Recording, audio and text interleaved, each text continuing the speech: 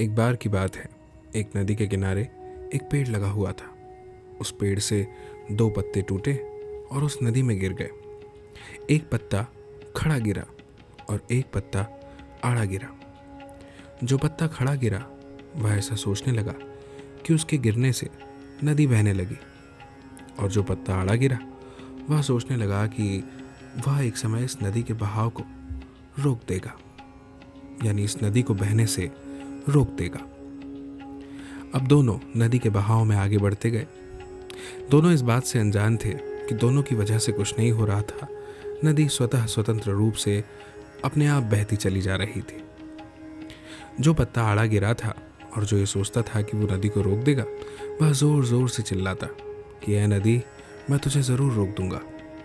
देखना, एक चट्टान आएगी, मैं उससे टकराऊंगा और फिर तुझे आगे बहने से ज़रूर रोक दूंगा। और जो पत्ता खड़ा गिरा वो ज़ोर ज़ोर से चिल्लाते हुए कह रहा था कि यह नदी, मैं देखता हूँ कि तुझे बहने से कौन रोक सकता है। तू निरंतर बहती रहे और ऐसे ही बहते हुए अपने लक्ष्य तक पहुँच जा। मैं हूँ, तुझे कोई नहीं रोक पाएगा मेरे होते हुए।